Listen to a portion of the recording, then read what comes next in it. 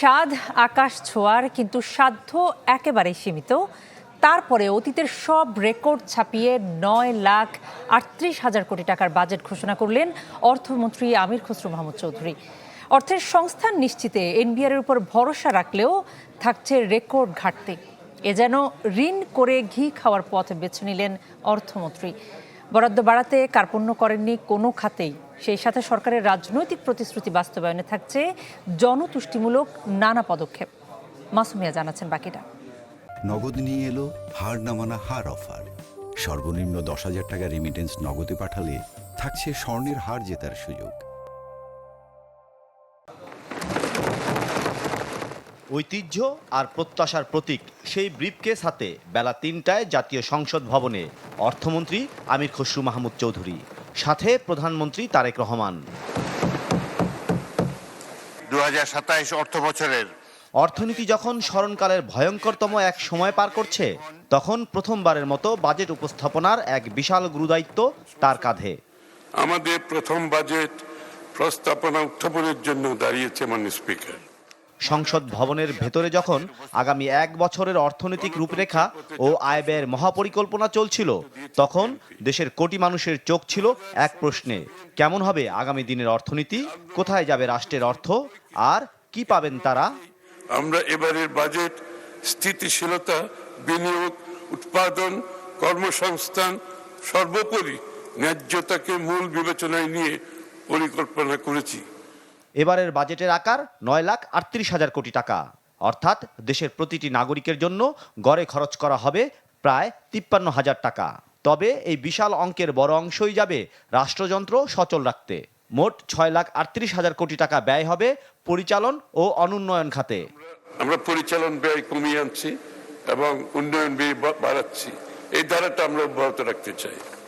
সরকারি কর্মকর্তা কর্মচারীদের বেতন ভাতাতেই চলে যাবে আয়ের বড় অংশ, যা মোট বাজেটের প্রায় 18 ভাগ।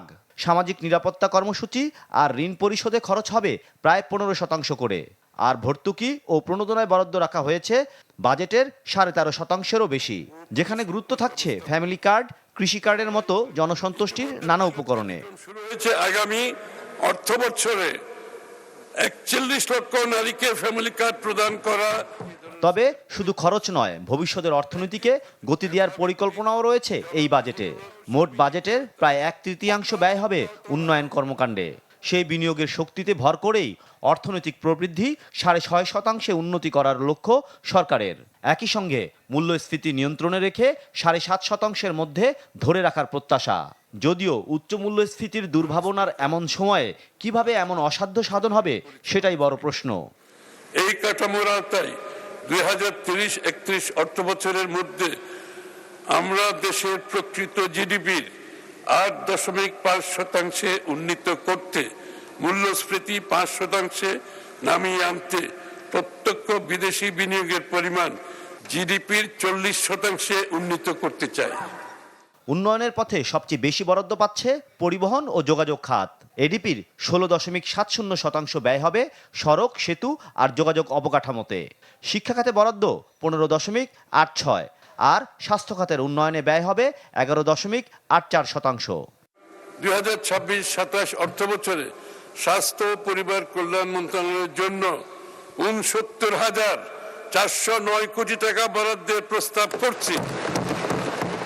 তবে খরচের পরিকল্পনা যতই সহজ, সেই অর্থের যোগান নিশ্চিত করা ঠিক ততটাই কঠিন। কারণ বাজেট বাস্তবায়নে সরকারের রাজস্ব আহরণের লক্ষ্য প্রায় 7 লাখ কোটি টাকা। এর মধ্যে জাতীয় রাজস্ব বোর্ড এনবিআর সংগ্রহ করবে 6,04,000 কোটি টাকা। তারপরেও হিসাবের খাতায় থেকে যাচ্ছে 2,43,000 কোটি টাকার ঘাটতি, যা পূরণে সরকারের ভরসা দেশি বিদেশি ঋণ। ব্যাংক ব্যবস্থা থেকে নেওয়া হবে 1,12,000 কোটি টাকা। অর্থনীতির চ্যালেঞ্জ, উন্নয়নের স্বপ্ন আর রাজস্ব আহরণের কঠিন সমীকরণ, এই সব কিছুর সমন্বয়ে সাজানো হয়েছে নতুন অর্থ বছরের এই বাজেট। এখন দেখার বিষয়, সংসদের কাগজে আঁকা এই বিশাল অঙ্কের হিসাব কতটা স্বস্তি দেয় সাধারণ মানুষের জীবনে, কতটা গতি ফেরায় দেশের অর্থনীতিতে। মাসুম মিয়া, চ্যানেল 24, ঢাকা।